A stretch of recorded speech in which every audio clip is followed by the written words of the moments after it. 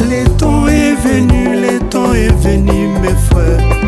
L'heure a sonné pour nous tous. Le Dieu créateur a suscité son. Je me tiens devant vous pour vous parler de cette grande date, de cette grande célébration que nous avons toujours eue le 15 mars. C'est un grand jour, le jour où cette parole écrite dans le livre d'Ésaïe, chapitre 9 au verset 5, s'était accomplie pour nous, pour tous qui croiront au message de ce royaume à travers le monde. Il est dit dans Ésaïe, car un enfant nous est né, un fils nous est donné, cet enfant a sur ses épaules la domination. C'est à cette date précise du 15 mars que Dieu est descendu du ciel, Jésus-Christ de Nazareth sur terre, avec sa domination, à la quête de qui la remettre.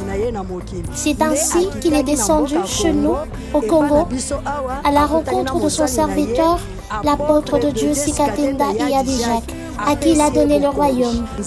Dieu nous a donné, il nous a donné son royaume qui est super puissant. Bien-aimés, de quoi parlons-nous en ce jour?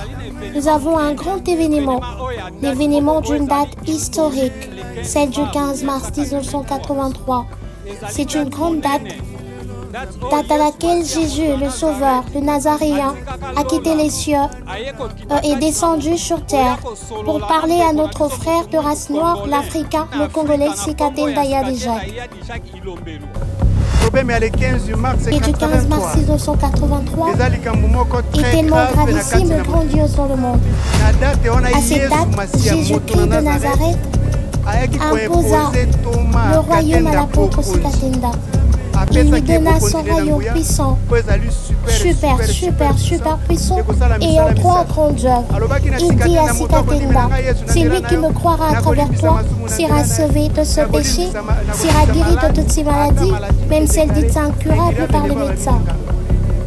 Et une telle personne est digne de bénédiction.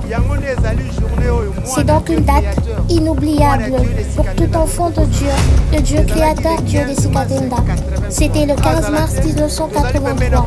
Nous sommes aux côtés de l'apôtre Bumba, lui qui a reçu la mission de la continuité. Nous ne pourrons aucunement oublier cette date parce que sans elle, il n'existerait pas de continuité. Venez nombreux afin de vivre les œuvres de la continuité. C'est que nous avions vécu dans l'apôtre Sikatenda, à l'occurrence le salut, la guérison, ainsi que les bénédictions. Nous le vivons encore plus dans la continuité. L'apôtre Bumba, en priant au nom Dieu des Sikatenda, Dieu crée des sexes, Dieu ramène à l'existence de trompes et d'utérus des femmes ayant subi l'hystérectomie. Cela nous dépasse. Pourquoi donc? Parce qu'il a cette grâce qu'avait Sikatenda. Venez nombreux afin que nous célébrions ensemble. Oh,